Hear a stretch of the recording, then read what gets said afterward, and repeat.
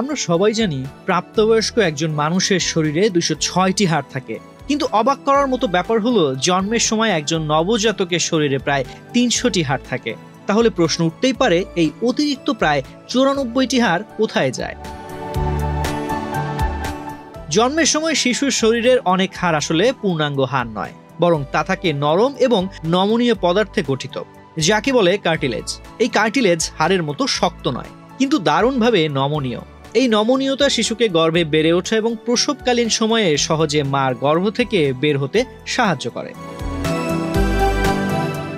বয়স বাড়ার সঙ্গে সঙ্গে শরীরের বিভিন্ন অংশে থাকা আলাদা হাড়গুলো একত্রে মিশে যায়। এই জৈবিক প্রক্রিয়াকে বলা হয় অসিফিকেশন। এতে কার্টিলেজ আস্তে আস্তে ক্যালসিয়াম ও অন্যান্য খনিজ পদার্থের মাধ্যমে কঠিন হাড়ে রূপান্তরিত হয়। যেমন শিশুর মাথার খুলিতে জন্মের সময় 6টি ভিন্ন ভিন্ন অংশ থাকে, যার ফাঁকে ফন্টানেল নামে নরম জায়গা থাকে। এগুলো সময়ের সঙ্গে মিলেমিশে শক্ত মাথার খুলি গঠন করে। মস্তিষ্কের বৃদ্ধি। জন্মের পরও শিশুদের মস্তিষ্ক দ্রুত বেড়ে ওঠে, তাই খুলির হাড়গুলো মিশে যাওয়ার আগে কিছুটা ফাঁকা থাকা দরকার হয়। চলাচলের নমনীয়তা।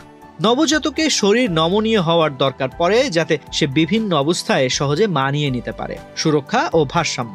প্রাপ্তবয়স্কদের দেহে শক্ত কাঠামো প্রয়োজন, তাই ফিউশনের মাধ্যমে একটি স্থায়ী কঙ্কাল তৈরি হয়।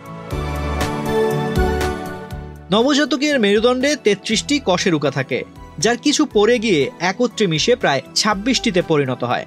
পাঁজরের হাড়গুলো শুরুতে অনেক বেশি নমনীয় থাকে এবং ধীরে ধীরে শক্ত ও দৃঢ় হয়। অস্টিওফিকেশন সাধারণত 25 বছর বয়স পর্যন্ত চলতে পারে, বিশেষ করে পাঁজরের স্টার্নাম ও হিপ বোনে। তো আজ এ পর্যন্তই।